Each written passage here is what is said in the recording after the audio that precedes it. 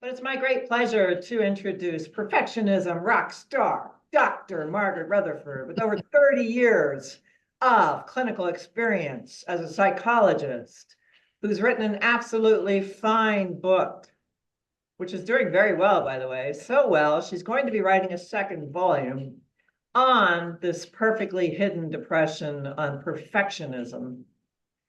And she's also done some incredibly successful TED Talks with over 1 million people affected. And I think for those of us in the honors business, this is super important work. On the one hand, we're telling students to be their best, to get the high MCAT, to get the amazing LSAT score, to get the high grades, all these experiences. And on the other hand, are we assessing the degree to which this affects students' mental health? So I'm going to be quiet now and turn the stage over to my awesome colleague who's been working with our students at the University of Arkansas on when perfectionism is far from perfect. Take it away, Dr. Rutherford. Thank you, Linda, so much. I'm absolutely delighted to be here. About 6 months or so ago, Linda asked me to present to the Honors College here in Arkansas, and it was a wonderful session. And that's when we dreamed up the idea of presenting this to CoHE to see what the effect might be, or whether they were interested. And I can see from the number of people that are here that y'all are very interested, and I'm more than honored. You will understand as I talk why this honors college audience is so important to me, because it is, Linda's exactly right. Y'all are at this time of your life when you're on the road to finally fulfilling a lot of the things that you want to, but how you do it is very important. There are 3 things I'm going to tell you about this presentation. I hope it will be non-jargonistic. I don't like to use a lot of psychological mumbo jumbo. I hope it will be clear for you. I think it will be. And if it's not, like Aunt Linda said, interrupt and I'll answer your question. But the third thing is that you're going to walk out of here with some suggestions, some journaling exercises, and some things you can do to begin asking yourself, well, is my perfectionism okay? Is it constructive, or am I listing to the side of destructive perfectionism? And if so, I really need to address that. Let me tell you a little bit of the story of how I got interested. I've been a therapist for 30 years. I didn't want to write a book. I didn't particularly want to do a TEDx talk. But I was writing in a blog in 2014. That's 10 years ago. Wow. And I called this post "The Perfectly Hidden Depressed Person Are You One?" And I was describing people who externally look just fine. They are, they're happy. They look like they're successful and productive. And yet they were hiding some things, but I didn't even really go into what they were hiding. I didn't think the post was all that impressive, frankly, but it went viral. I mean, it went nuts. And I was writing for the HuffPost at the time, and I must have gotten hundreds of emails in about a 24-hour period. It's like you're in my head. How do you know about this? And so I got curious. I found Dr. Brene Brown, which some of you may know who she is. She's a researcher out of Houston about perfectionism and shame.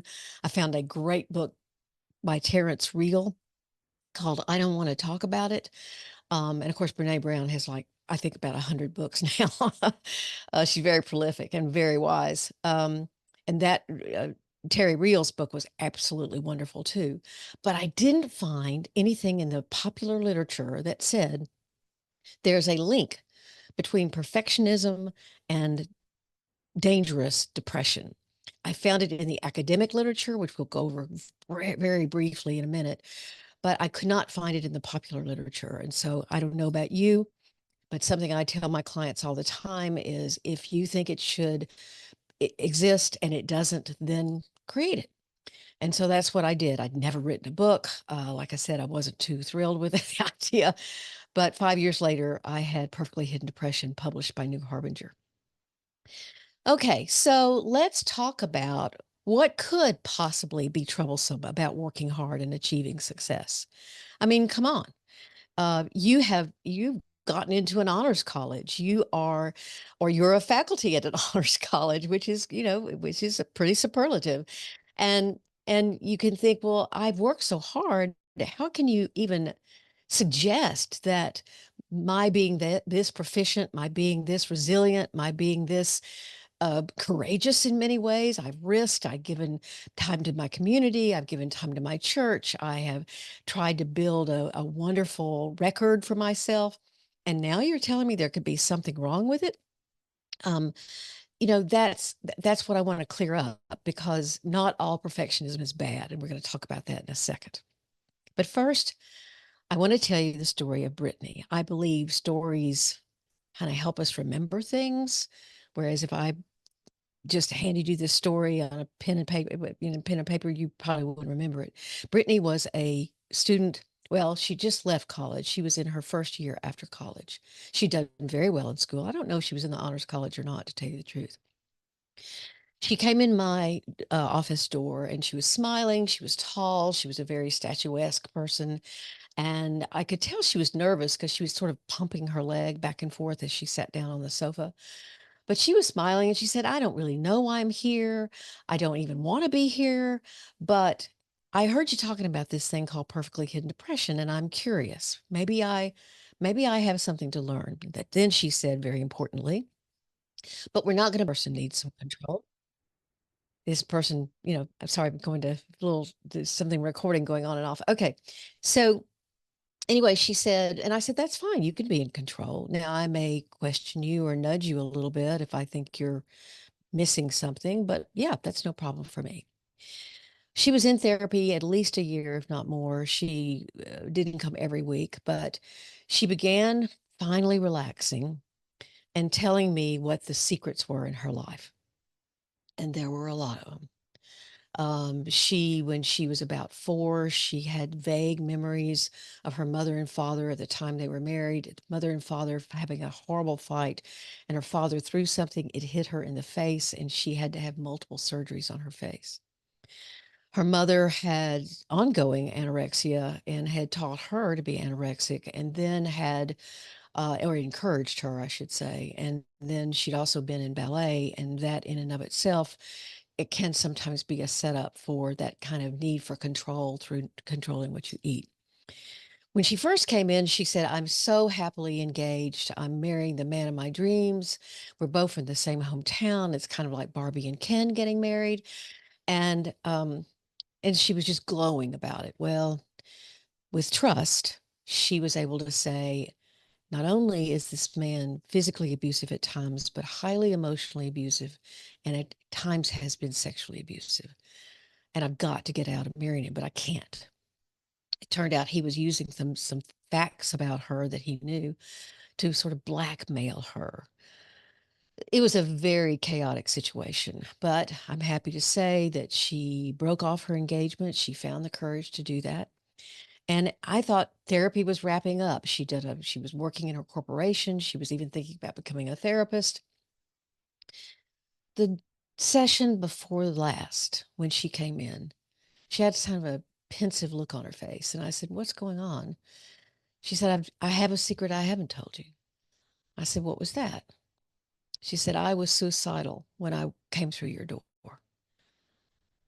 And I was really surprised because even though I'd been talking about perfectly hidden depression, she just had not, she hadn't shed any light on any of that.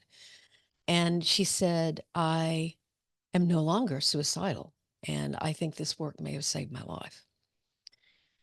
Well, that was a lot. My eyes filled with tears. But she's somebody who helped me learn how important the secrets we keep are, and that sharing them is so important.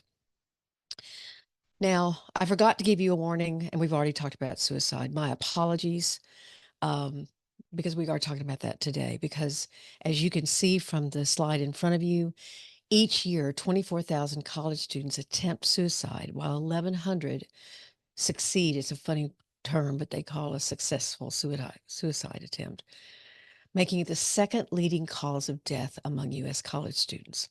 Now, what you can see over to the right is a quote from a professor at UCLA, he's basically saying, don't don't be taken aback or don't be fooled by people who might come in your office and look fine. They look great, but then they tell you that they have depression. I will promise you, some people have told me that people will look at them and go, "You couldn't be depressed. There's so many great things in your life going on. What do you mean you're depressed?" And so what I began thinking about was there was really kind of three types of depression: classic depression, which we'll talk about in a little bit, which is your typical official depression diagnosis with, I think, 8 or 9 symptoms, about 6 of which are required to be there. Then there's what's called high functioning depression, which is different. These are people who know they are depressed. Maybe they're in therapy, maybe they're on medication, maybe they just know. They journal a lot, but they have the ability still to mask that or to hide that. But they will tell you, "Yes, I'm depressed," just like this person who the doctor quotes to the right. What I'm saying about perfectly hidden depression, and the reason why it's so whatever, it's an integral part of perfectionism, is because that perfectionism actually camouflages the level of the secrets being kept, the intensity of the secrets, and the intensity of the pain. In fact, these people don't necessarily, they won't even tell you they are in pain. Sometimes it's so bad, they don't realize it themselves. All right, before we talk too much, I don't want to give too much away. I want you to do a little self-assessment here. These are 7 questions that are taken from my questionnaire, which is on my website, which you can see down at the left-hand corner. But I just kind of want you to get a little feel for where you might be on the spectrum, both you students and faculty or administration, whatever. Let me see if I can read this because I've got to scooch all over there. So just a yes or no. If you're perfectionistic, you might say, "Well, wait a minute, it's a maybe or a sometimes," but you don't get to do that. Okay, yes or no. Do you struggle to confide in others, especially about your real life difficulties and problems? Yes or no. Do you spend most of your time analyzing or problem solving rather than expressing emotions, meaning you like to stay in your head? Okay. Do you like to have control of a situation if you're going to be involved? This is definitely me. Did you grow up being taught that you were supposed to handle things on your own? Do you have a critical, nagging inner voice saying you're not good enough, even if you accomplished your goal? Do you dislike it when people consider themselves victims and don't take responsibility for things that go wrong?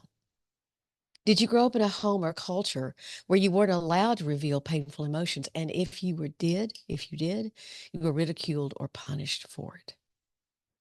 Now, I'm not going to ask for people to raise their hands about how many they answered yes, but the more the number, the obvious thing to me, and something I want to talk to you about today, is that you may be at risk for your need to be in control, your need to sort of rigidly hold together or compartmentalize any kind of secret pain you might have, or anything. I mean, it could be present day, it could be past.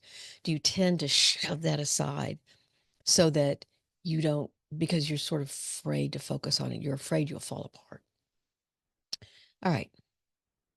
Any comments so far? Okay. Now, the fascinating thing about y'all's generation is that in some ways, many of you have figured this out. I think you've been reared in a different mental health world. People talk about more about it, although sometimes they do not give accurate information, and sometimes their answers are way too easy. But Stanford, for example, came up with what they call the Stanford Duck Syndrome. And this is a quote. Whoops. This is a quote from a Stanford newsletter to the students. It's easy to look around and see everyone else, well, I can't see it, floating through their lives there, making friends, excelling in all their classes, and having fun at parties while you may be feeling homesick or the stress of college academics. I've even had people say to me, "Well, if I'm having to work hard in college, Even though I'm in the honors college, does that mean I don't really deserve to be here? So I better not look like I'm suffering or that I'm experiencing anything negative, which you may be. You may feel out of place. Maybe a lot of the people in your class are from wealthier families who could pay for honors college. Maybe you're on a scholarship. Maybe a lot of you are on a scholarship. I don't know what could make you feel different. Maybe you're having struggles being away from home. But when you pretend or try to pretend that's not happening or actually hide it, Stanford wants you to know, don't do the Stanford duck syndrome. It's not helpful. And then this was a artist rendition of what that might feel like to do that.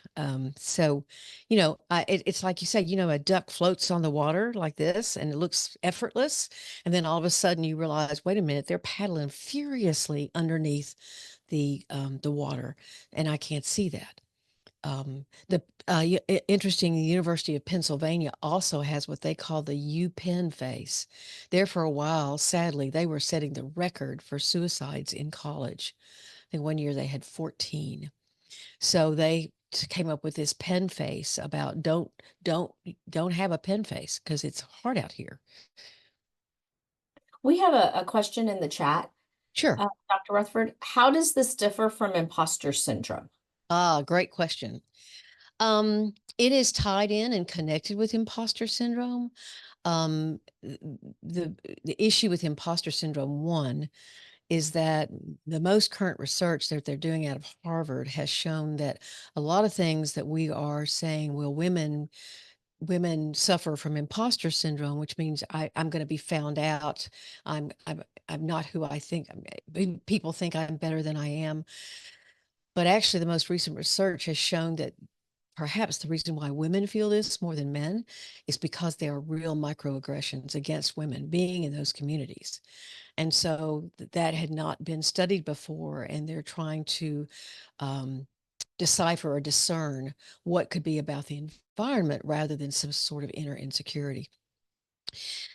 The reason why it's important to think about this is, I think imposter syndrome.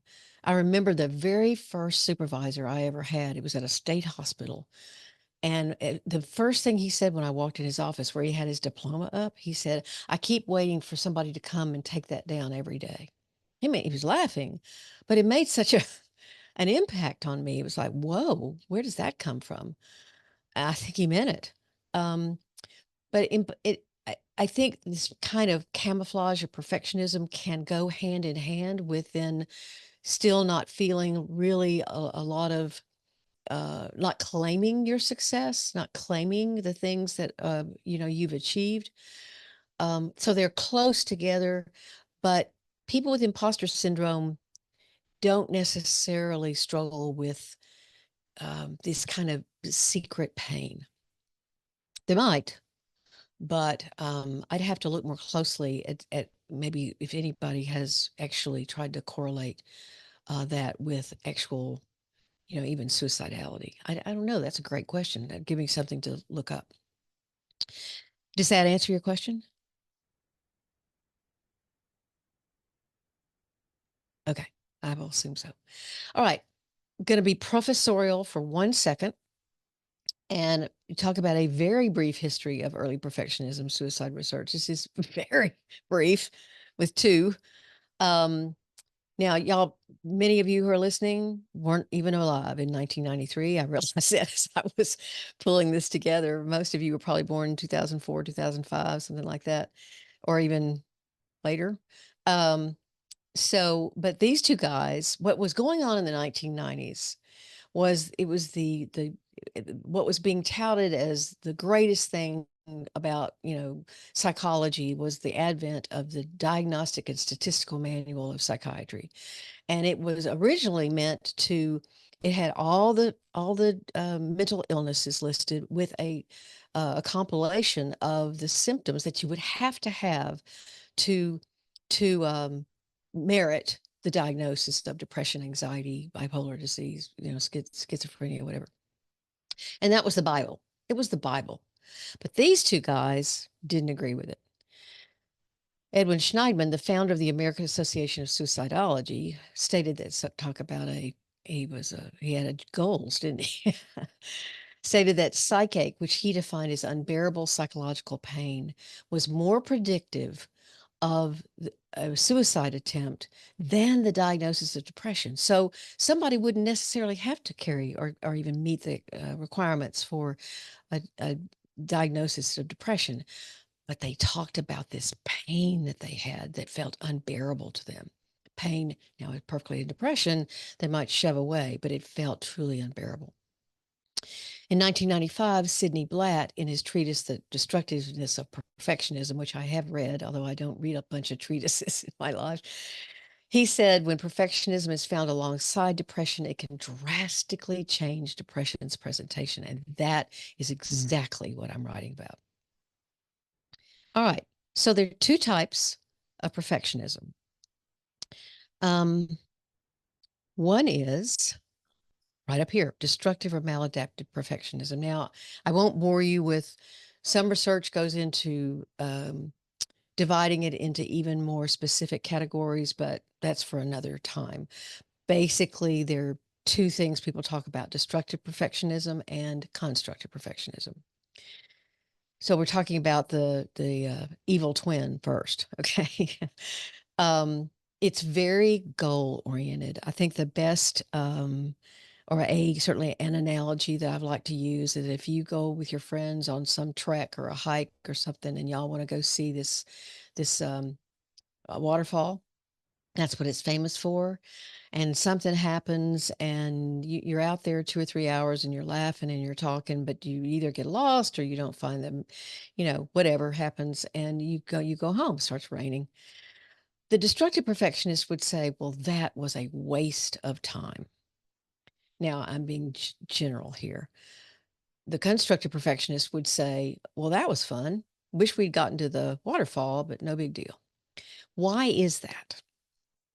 Destructive perfectionism is actually fueled, again, in my opinion, by inner voices of criticism, shame, and fear. And actually, Brene Brown also said, I just saw this quote, when perfectionism is driving at the wheel, shame is sitting shotgun, and fear is a backseat driver. I love her Texan ways of putting things. So shame and perfectionism do go hand in hand. And, shame is not the feeling that you've done something bad. Shame is the feeling that you are bad. You are bad. And so you're not worthy. So you get all this that you're fighting against, and you've got to be successful. You've got to achieve, or else those voices will win. So again, and it serves as camouflage for unexpressed, painful, emotional pain. I'll tell a quick story. There was a guy who had retired named Steve. He was getting really depressed. He gained a bunch of weight, was drinking too much, and he'd had a very successful career. And I said, well, Steve, what do you think's happened? He goes, I don't know. And I said, well, what was your childhood like? He started belly laughing. And he said, oh, my mom used to scream at me. I'd never amount to anything. And she'd throw rocks at me out in the front yard. And he's laughing. And I said, well, Steve, don't you have a grandson? And he said, yeah. And I said, well, why don't we get him out in my front yard and throw stones at him and scream at him? He'll never amount to anything. And he just got this shocked look on his face, like, well, he said, I wouldn't do that. And I said, why not? You're laughing. And he said, because it would hurt him. I said, that's right. And my guess is that that little boy, that hurt still exists in you somewhere. So when you left the environment where you could do no wrong at work, where you were highly successful, where you got affirmations every day, man, Steve, we couldn't do this without you. You began to fall apart. And he looked at me and he said, I think you're right. So, whoops, I keep on hitting my microphone. All right. So I heard, and the university gave me access to a couple of students. And so this is Michaela. Let her talk to you about her destructive perfectionism. I was getting to a point where it was like my schedule is packed from like 8 a.m. to sometimes 8 or 9 p.m. with work. every single day. And I was like, am I doing this right? Am I doing enough? This, that, and the other. And then one day it was just kind of like, it changed very suddenly, I guess. I went from I'm doing everything right to I can't do any of this because I simply don't have the energy to give anymore. And I guess that was the point where for me, I was like, I have to step back, like, and kind of prioritize things that make me happy and things that do good for others. Right. And so that was my wake up call. I mean, like last semester, I was like, maybe I'm finally doing college right. You know, I'm not being lazy all the time. I'm not going to all these social things. Look at me. I am like this well oiled machine. And then the well oiled, you know, like the gear pops off. Everything just kind of grinds to a halt. Wow. Can you hear that? Wow. Okay. So,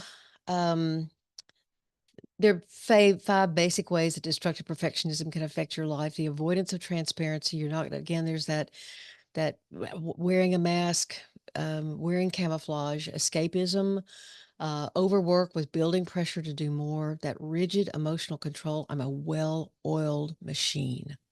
Wow. And then loneliness. Let me touch on this really quickly. What I did when I started writing about perfectly hidden depression, I would write on my blogs about it, what I thought it was. I was formulating my own ideas. And I would ask people who maybe identified with it to reach out to me and I could interview them. Well, a whole bunch of people did. And I filtered it to about 60 participants. And I did hour and a half, 2-hour interviews with all of them.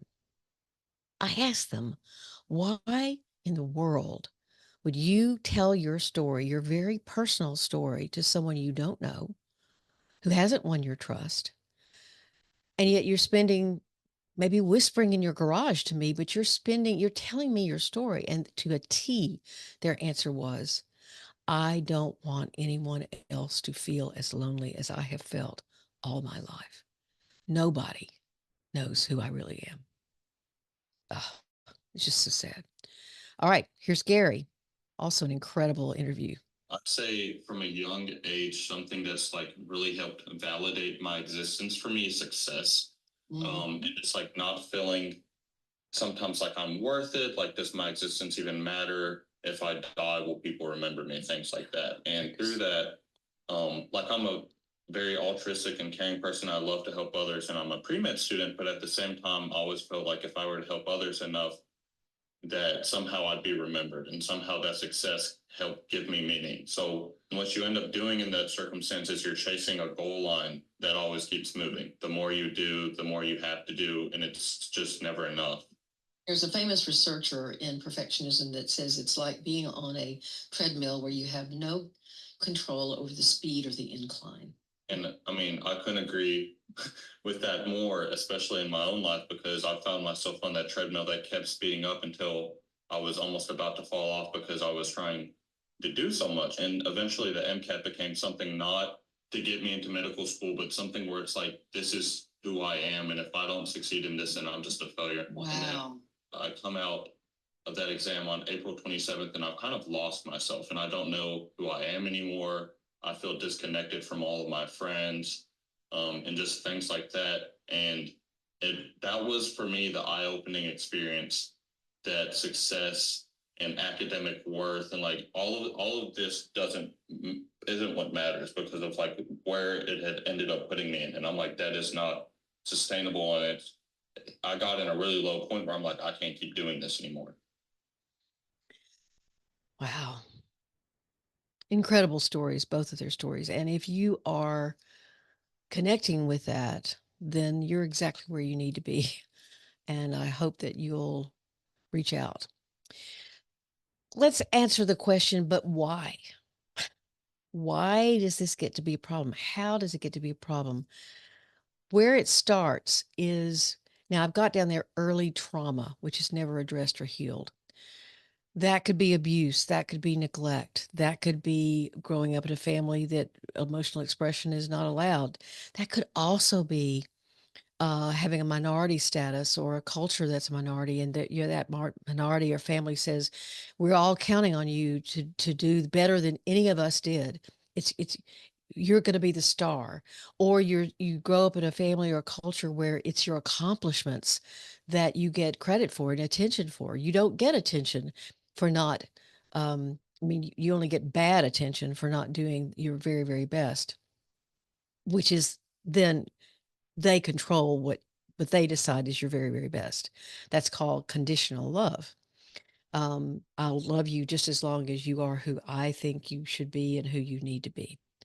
That goes beyond parents having just hope for their children and support for their children. It goes way past that. So that if it's never addressed, it's never, if it remains a secret, if it gets pushed aside, just like Steve, it can become this habit, this camouflage. And in fact, it becomes automatic. You don't even realize you're doing it. You hear something sad and you think, I'm too busy to deal with that right now. And you never do, you never get back to it. So there's the destructive perfectionism becomes that habit, and then that can lead to perfectly hidden depression. Now, I'm not today going to go into all 10 traits. Okay.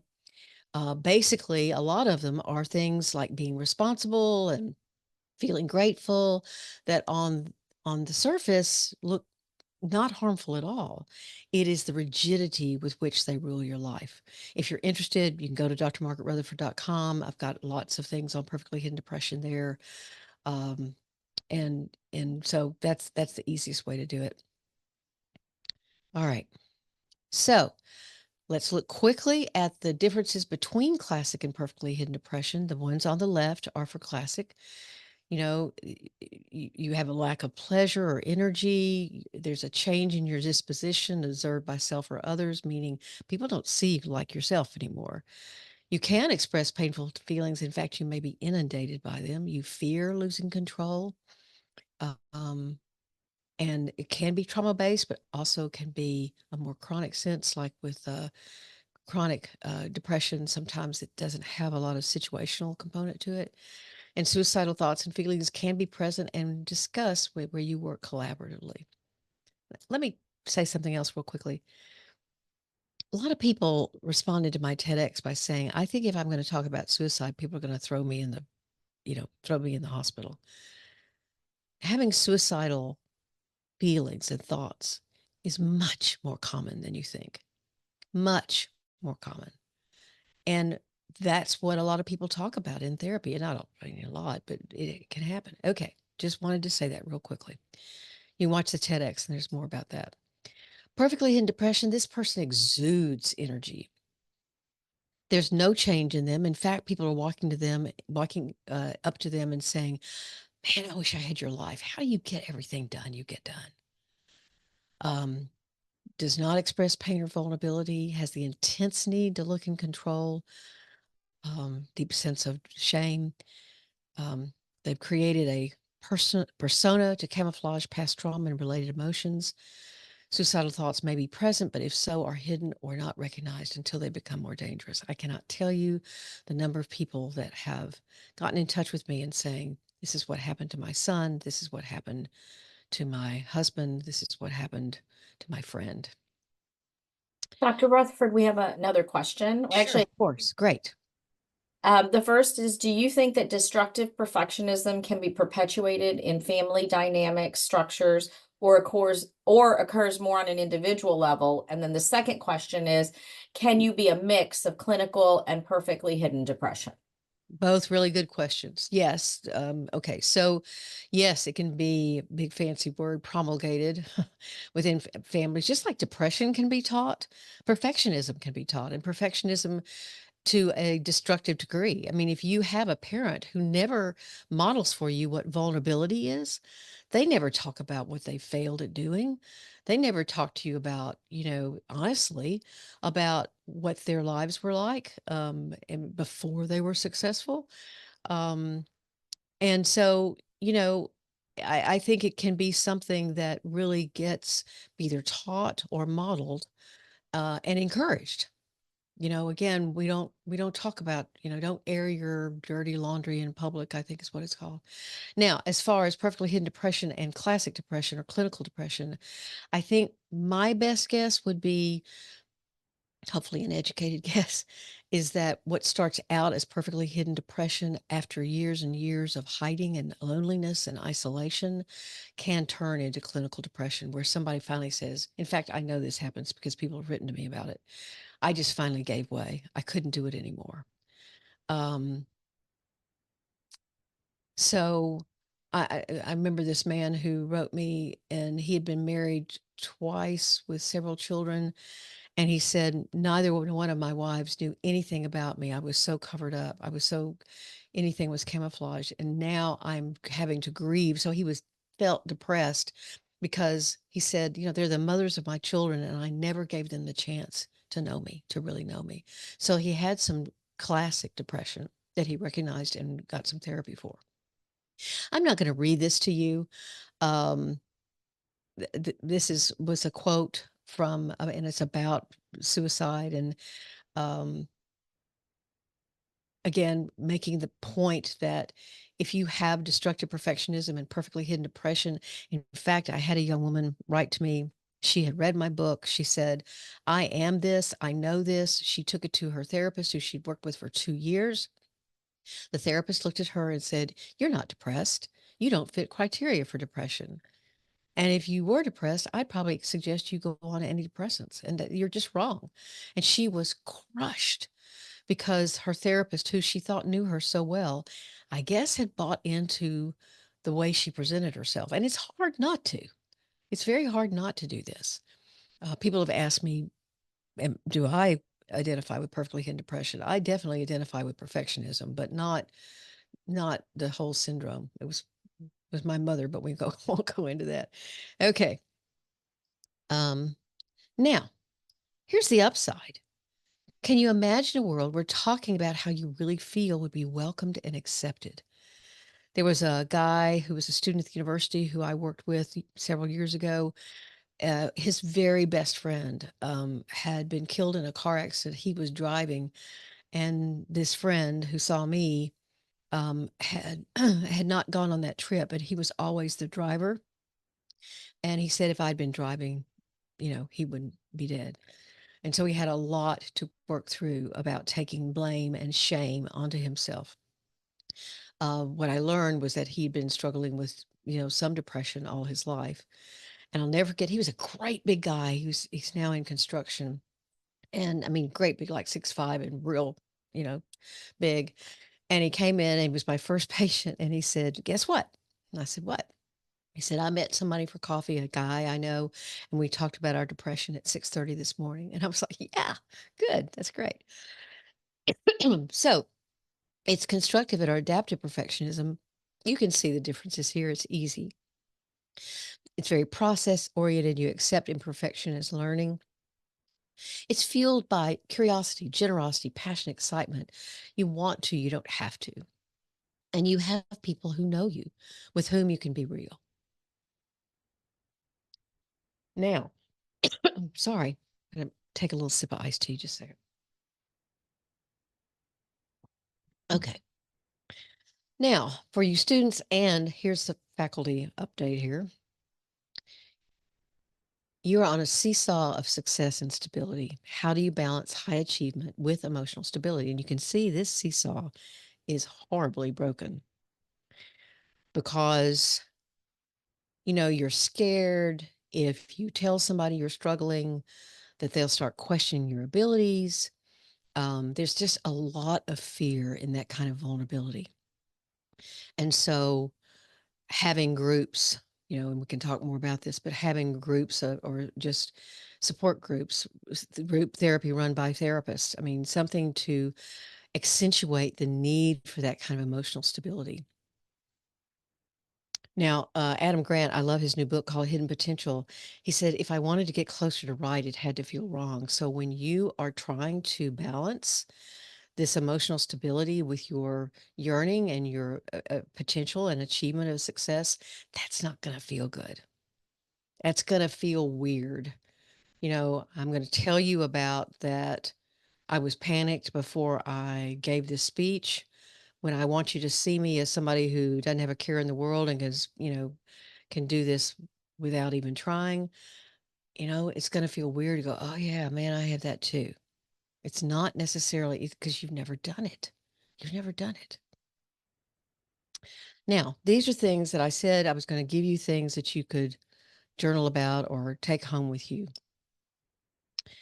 You can jot these down if you want to. I can send the slide out if I need to. When did I learn that vulnerability isn't allowed? Whom did I learn it from? Who can I begin to trust to see the real me? A lot of people say, I can't show anybody the real me. I'll be laughed at. I won't be believed. And I'll look at them and say, there's bound to be one person in your world that you've seen them handle confidentialities of other people well, and they keep the confidentiality. Even if you just start by saying, I'm not always honest, completely honest about what I go through because I'm scared to talk about it. And they go, well, tell me more. No, you're done for the day. That's it. And that's okay. That's a start. That's a start. Where can I see this camouflage in my own life? What rules am I following? Meaning what rules maybe you're following, but you really don't have to anymore, but you were taught they were right. What pain do I need to admit to myself? This is a whole chapter in the book. It's called Emotional Trauma Line. And you go back and you figure out the great things that happened to you in your life, the positive things and the things that were very painful, and you begin to map out their effect on you. And the why is, why have I not wanted or been able to see this? And as someone points out, you may not never been encouraged to see it. In fact, if anything, I had this guy, he literally was one of those people that people kept coming up to him and saying, I wish I had the life you had. And he got suicidal because he'd had 3 affairs and his wife had found out, and of every one of them. And he came to me and he said, it was after I'd seen him for quite a while, and his dad and mom, who never talked about anything painful. Now they knew about that he'd been hospitalized. He said at the end of a Christmas dinner, this dad came up to him and plopped him on the shoulder and said, well, how's that suicide stuff doing? I mean, no empathy, no understanding, no nothing. You're better now, right? Yeah. So why have I not wanted or been able to see this? There are 2 major goals. I love this picture. I love this picture. I don't know which one you'd be, but first, I yeah. We have another question? Yes, and this is I think it's a question that needs to ask Sure. right at this. It says, what happens if you don't even know how to explain or put those feelings into words? How would you even discuss your problems if you can't really put it into the right words? Wonderful question. God, you're having such great questions. That is my grandmother would have called a sticky wicket of perfectly hidden depression, because perfectionists can often describe to you the way they feel, but they can't express it. Meaning, I can say to you, my dog died this morning and I'm so sad about it. But to allow myself to feel tears in front of you, to allow those tears to emerge, that's a whole different skill. Okay. So it takes practice. It takes, sometimes people don't even know. I have gotten out there's things online that are graphs of emotions. There's sort of an emotion wheel, and the most basic emotions are in the center, and then it gets wider and wider, to simply say, well, which one of these emotions do you feel right now? I'll say to somebody, what do you think I'm feeling right now? What's their empathy for the way I'm feeling? So you have to begin to practice, and it does take time. It is not easy. It is not easy, but I've seen people do it. Uh, it's amazing the transformation it can make in someone's lives to actually be able to feel anger, to feel sad, to feel embarrassment. And that kind of goes into here. There are 2 major goals. The first is self-compassion. You have the same, or you had the same feelings that other children had. People think of looking back and, going, God, that was hard, as self-pity. it's not self-pity. Self-pity is wearing a big, call it block on your shoulder, whatever that's called, and kind of going, oh, well, nothing ever works out for me. Everybody else is just lucky. I'm not. Self-compassion is understanding that you can be kind toward yourself. You can look at all these little boys and say, what are they feeling right now? And have compassion for why that one on the left might be looking kind of sad. Now, this is I'd say in the past, something Gary. with success is I'm like, I have to do all of these things and have to be great at all of them, kind of like I previously mentioned. But for me, a lot of my success now comes from saying no and just staying true to myself. It's like when people ask me to do things and it sounds like a great opportunity, but it's not really me. Learning to say no and do what's best for myself and putting myself first. And it's something that sometimes I still struggle with occasionally, but I'm just continuing to grow and being better at that and just like putting myself in my own well-being first. And I think that that's one of the ways I've found the most success recently is by showing a little bit of self-love. That's self-compassion in a nutshell. I want to let y'all know, I did not script these things that these people are saying. They just kind of, they hit it right on the head. I was just blown away by their answers and really very grateful that they were as vulnerable as they were. All right. The second general goal is self-acceptance. Now, acceptance is not resignation. Oh, you mean if I accept something like I think I'm an impatient person, or I think then I can just kind of get away with that? No. What I think self-acceptance is, well, I'm telling you right down here, it's my working definition. This is mine. Recognizing that neither your strengths nor your vulnerabilities completely define you and vice versa. And I usually give an example from my own life, which I will again today. I have 3 letters after my name, PhD. I'm very proud of those letters. I worked damn hard for those letters, and it's given me the license to do what I've loved to do all my life. Well, most of my life. I also have been married 3 times. Those first 2 marriages occurred in a very chaotic time in my life. Most of that chaos I created for myself, by the way. And I just went from one mistake to the other one, developing panic attacks all at the same time by the end of the decade. I was a mess. And I hurt my family, I hurt myself, I hurt other people, and I carried around so much shame for that. In fact, when we moved from Dallas to Fayetteville, I wasn't even going to tell anybody unless they asked me directly, have you ever been married before? And then one day there was a young woman sitting across the room from me on the sofa, and she said, well, the reason why I'm here, I'm about to get my second divorce, but you wouldn't know anything about that. And I looked at her and I made this instant decision. And I said, you're about to join a club I've been a member of for a long time. It's not an easy club to be a member of. I began at that moment the journey of, yeah, I made some bad mistakes. But that doesn't completely define me. I don't have to carry that shame for the rest of my life. I can be remorseful. I can regret it, but I don't have to think of myself as a bad person because of it. Now, my strengths don't define me anymore either. So self-acceptance is so important.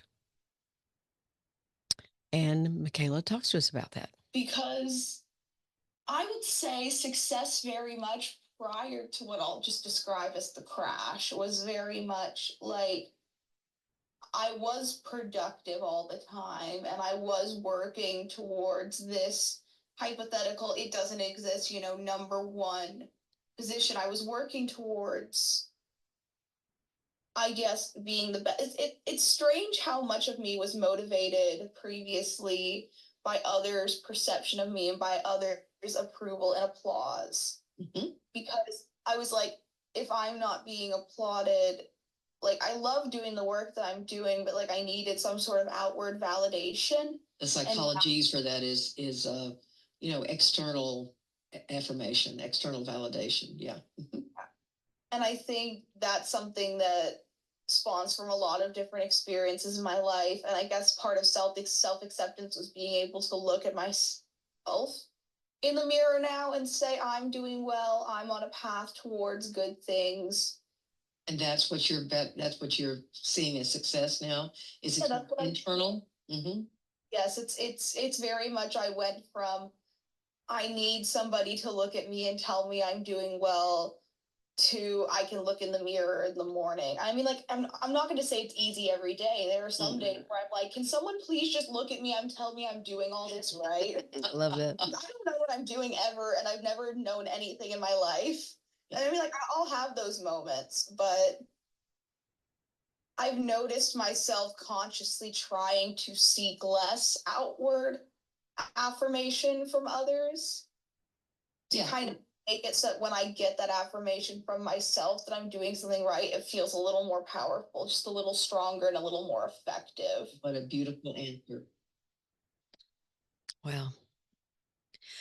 Well, and here I am on the Boca Raton stage. And so this is really about all I have. Perfectly Hidden Depression is a book. It's an ebook, audiobook. I also have had a podcast now for 8 going on 9 years. Love doing it. We're at the episode 410. I've got a great team.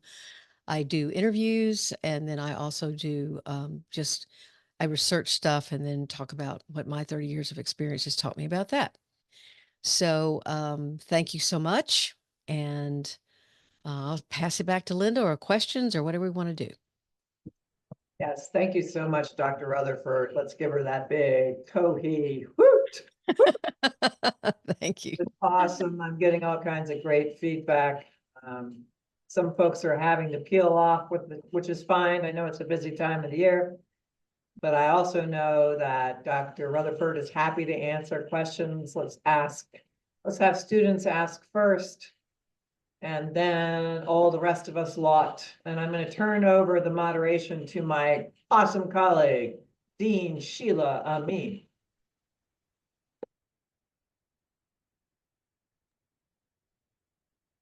So the first question we have is, does it often occur that the trauma is difficult to pinpoint?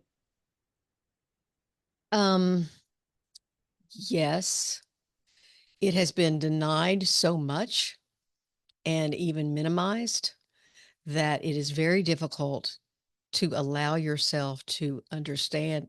And again, I'll use that word accept the extent of that. And that again, in your family, you often, even maybe you've picked other friends who don't talk about anything vulnerable either. So sometimes there's not a lot of support for that. Sometimes you're kind of trying to, maybe you went to therapy, and your therapist is saying, this is going to be good for you, but finding that safe person to talk to about it. But yes, it can be hard to allow yourself to say, you discounted it for so long. Well, I had it easier than some people, or, not all that much happened to me, that kind of thing. And then, it can be difficult, but, and I don't want I'm not advocating for people to go around and feel sorry for themselves. Not at all. I'm saying at least we want to acknowledge and blame is very different. Blaming someone, well, I'm this way because my dad did this, or my brother did this, or my aunt did that, not helpful. Acknowledging that what happened was difficult, if not painful, is a key to trying to develop some self-compassion for yourself. So how do you approach the topic when you see it in someone else? Carefully. um, you know, I see people all the time who, as long as I've known them, have never told me one vulnerable thing about themselves. These aren't my friends, they're people I know. And so I wonder about it. I don't have a crystal ball. I can't tell. Maybe they're just uncomfortable with it, but it is something that I have become more attuned to. And, certainly when someone walks in my office, and what I notice first and foremost, it's the huge clue, as this is something like perfectly hidden depression in front of you. They cannot, just like the questioner was questioning, they can tell you they feel sad, but they do not express any pain. I never saw my mother cry, for example. I told you that was definitely part of her issue. And so they're just not going to go there with you. And so it is but you do it carefully, because one of the things people who identify with this, who are this, they fear that other people will see them. They fear that their vulnerability will be seen, and greatly fear it. And I'll lose my job. I'll lose everybody's respect. I'll lose this. I'll lose that. Maybe they've married somebody or partnered with someone who also has the goal of looking perfect. And so that's really hard. Or maybe they're partnered with someone who wants them to be overly responsible and wants them to be an overfunctioner because they're under responsible and under functioning. So, your relationships are not always places where you can get support for this. And again, I mean, I'm if you walked into a therapist office and said, I think I have perfectly hidden depression, they might know about my work. But that's probably a little overly confident to say. I mean, you walk in with an article I've written and say, I really see myself in this. And they might go, oh, okay, let's talk about it. But I obviously am not narcissistic to believe that I've come up with some whole category of depression that no one else has ever figured out. Obviously, Sydney Blatt had it figured out.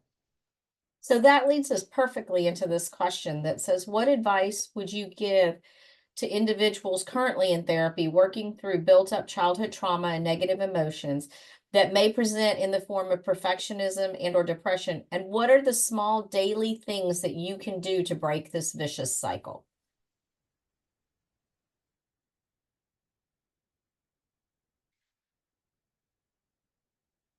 Well, what I learned about therapy is that one of the goals of it, and maybe one of the more important goals, is to begin to experience with your therapist what you have difficulty experiencing with other people in the quote unquote real world.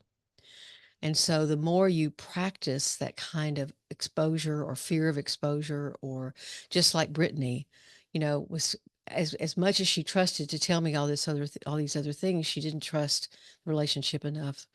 Well, I guess she finally did, but to say what was in her heart. And so it takes, and the small things you can do every day.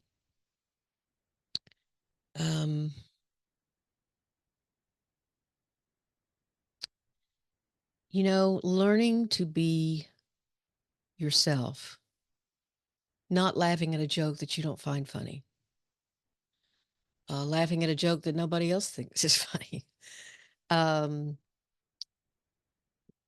saying, saying, you're with a group of friends and they all say, let's go get Mexican food. And you just had Mexican food for lunch.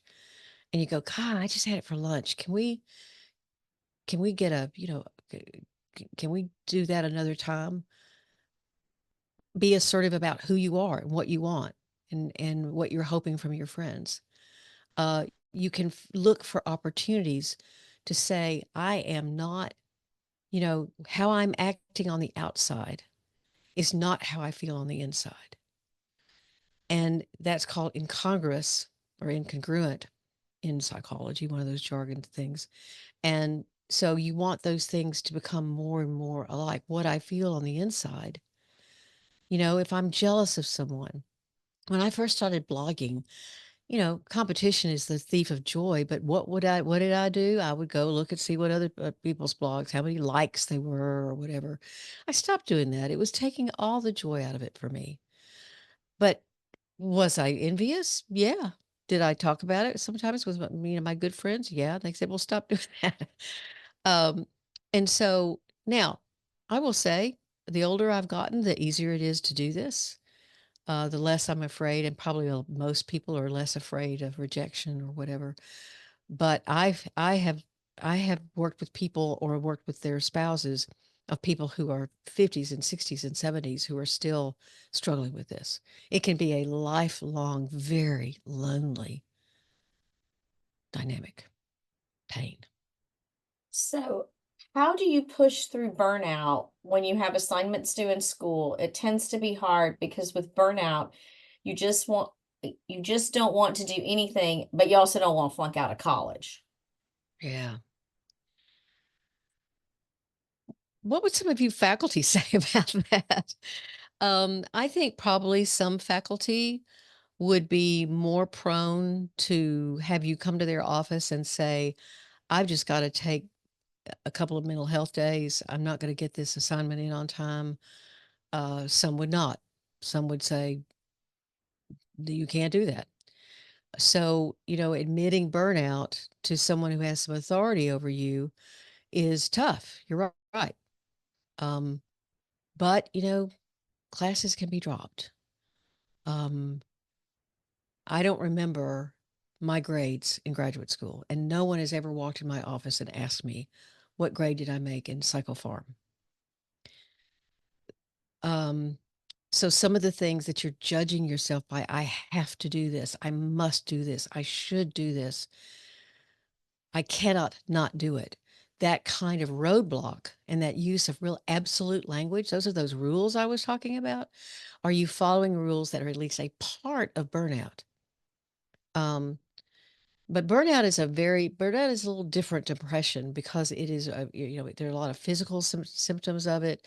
And there is a sense of just, sort of a building anger and resentment and kind of a need to escape. So you want to try to avoid that as much as you can. Michaela kind of did that when she said, after the fall, or the crash, she said after the crash. So this is from a different angle. What are, say, two great things professors/advisors can do or say to acknowledge destructive perfectionism and encourage students to recognize it and challenge it in themselves? Hmm.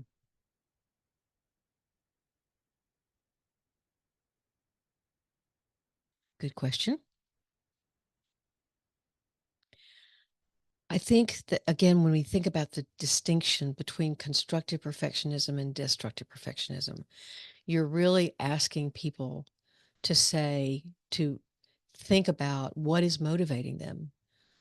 Is it creativity? Is it joy? Is it curiosity?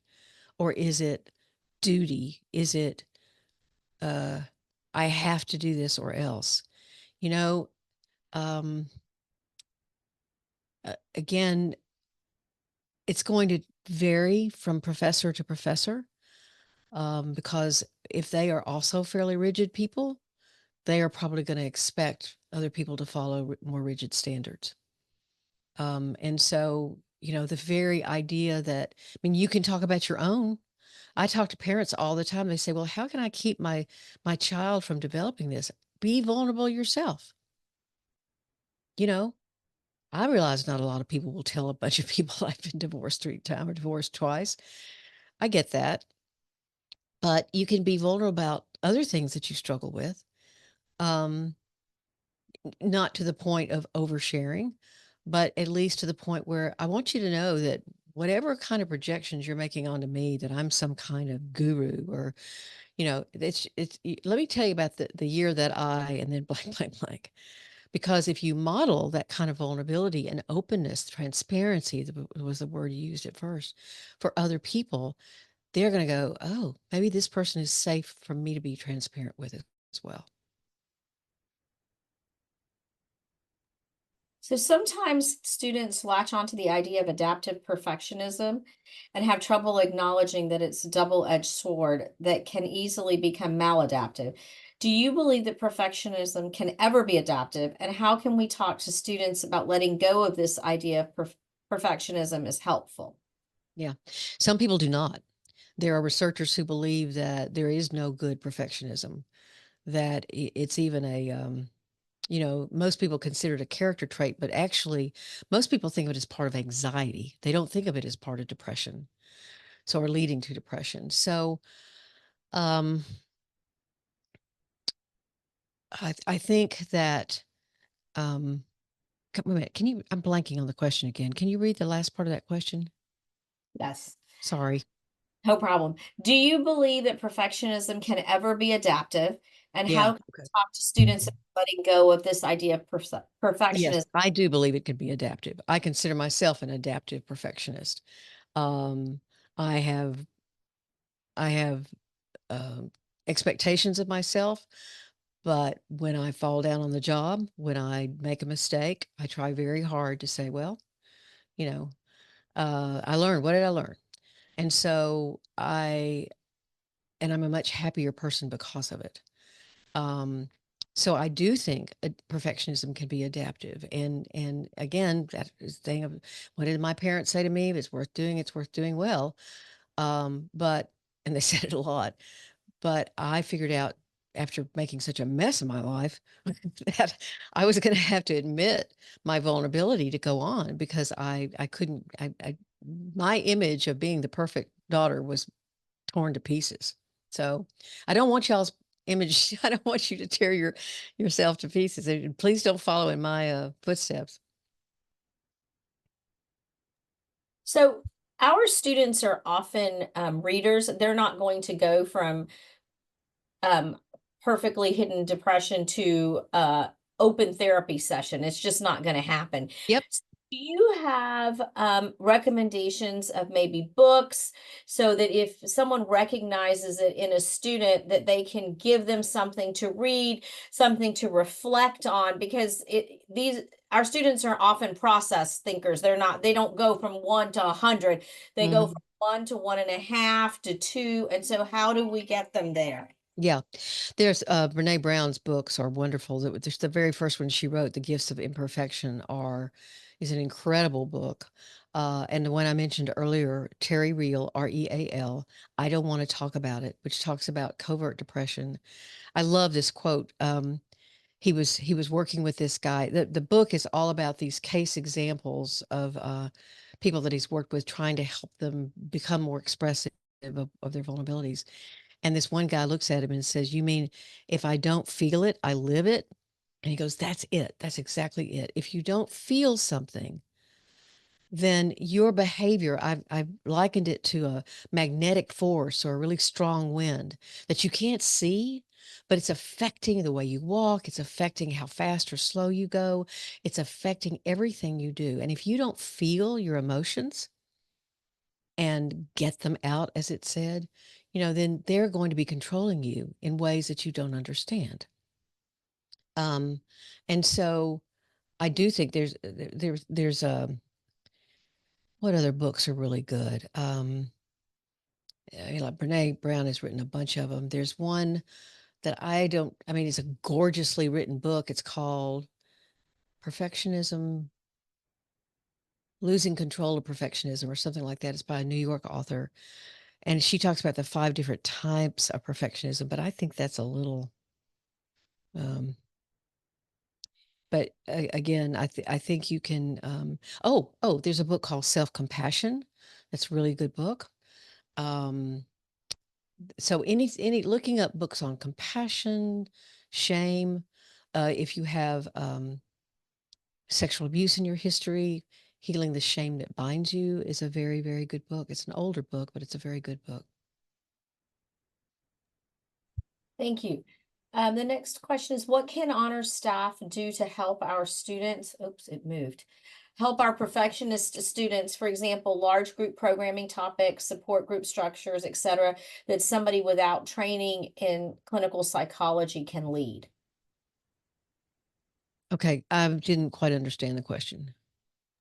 The question is, how can we support our students with this concept of perfectionism to get through programming, but not things we can do that we're not clinically trained to do?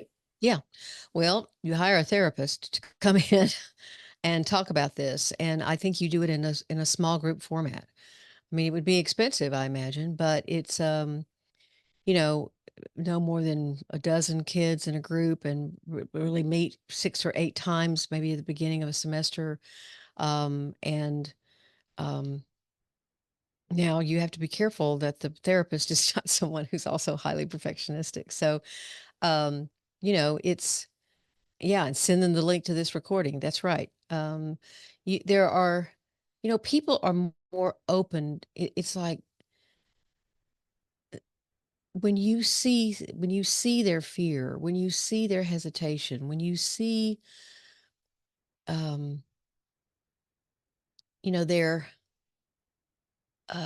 what's the word? Well, hesitation's a good word. That this is sort of a pause before they say something. It's probably indicating that they have other feelings. They're just not willing to talk about them. So I think, let's talk about how we talk about our emotions. You don't even have to address the perfectionism. How do you, someone else ask, well, if you've never done that, how do you do it? You can do improvisational. I love this work by Erin Deal, Diehl, and she uses improvisational exercises to help people loosen up and be in the moment. And they're wonderful. They're absolutely wonderful. This is a really interesting question.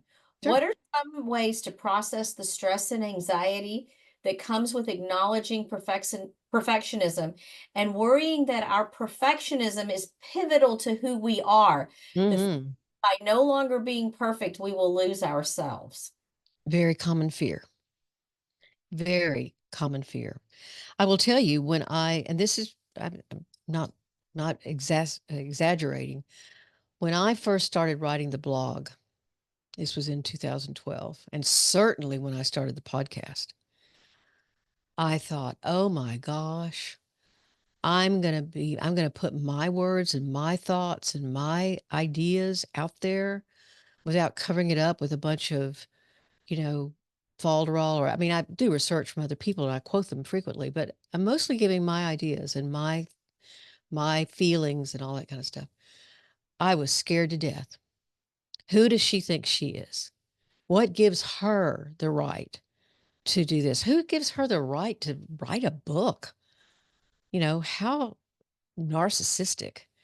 And so, and occasionally there was one guy that hated me as a therapist, and his wife divorced him, and uh, he got put on Facebook. Oh, you shouldn't listen to a word. Her license should be revoked.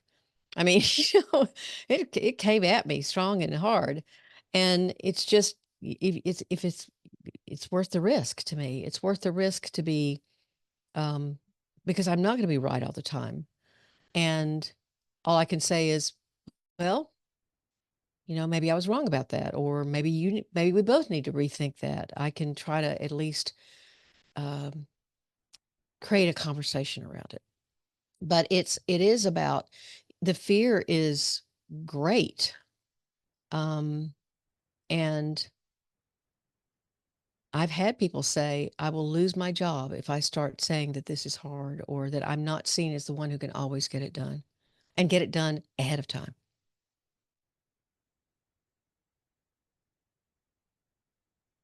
Great questions. Do we have any more questions? I think I've gone through all I of. saw one about how did I manage to write a book or something. Oh, yes, that was way at the beginning. How did you publish your book? How did I publish my book? Part of it was fate. Again, I have said many times, and this is not to be all, oh, like I'm being overly humble. It's the message that sells the book. It's not me. And but it has been my persistence and my grit to, for 10 years, be writing about it. I tell you what had happened. A lady that I had met, a woman that I had met, who I greatly appreciated, and she had interviewed me for her book, which was about empty nest. She told me what she did for a living when I first met her, but I didn't really understand what she was saying. And as she knew I was writing these articles and she was beginning to read them, and she said, I think you should put together a book proposal. And I said, I don't know. And she said, well, Margaret, I'm an acquiring editor for an agent. I didn't know what that was when she told me at first. And she said, I think he would be interested. So now I had gotten the huge books on finding an agent, don't get me wrong. And I guess I would have, found one eventually. But I worked for a year and a half just on edits. My agent did take it around to first 20 and then 20 more publishing houses. There were several publishing houses, that great big ones actually, that were very interested, but they told me two things. They said, we don't think someone who's hiding their depression will buy a book on depression. And they said, nobody knows who you are, which was true. So that's why I started the podcast. I started the podcast in order to create some sort of more public image for myself. I also really love doing the podcast. So that was fun. I used to be a jingle singer, and I'm used to being in front of a microphone, or I was for years in my 20s. But anyway, so I finally found one, New Harbinger, that said, yes, we're interested. So I was disappointed 39 times and just kept plodding along and hoping. And then the book was not a New York Times bestseller. I mean, it came out in November, and we all know what happened in the first months of 2020. Everything was canceled that had been planned, interviews, all that stuff. So now it has been translated into, I want to say 12 or 13, maybe 14 languages at this point. But it is about persistence. Just like I used to say, my PhD is not about psychology or philosophy. It's about persistence. It's a degree in persistence. And I think this has been the same way. And so you just have to be very, very persistent.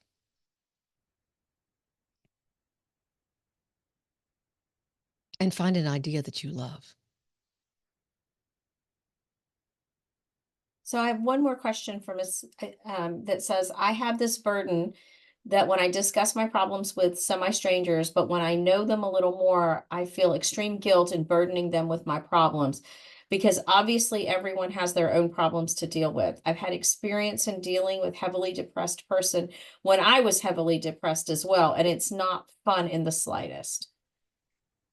No, and that is something that I think is often learned. Meaning that if I'm going to talk to somebody about a problem I have, then it's their job to take it on like it's theirs. And it's not. I don't know if you've ever had the experience of being mad at somebody, and you call a friend or you text a friend, and all of a sudden they're more angry than you are. They kind of take it away from you.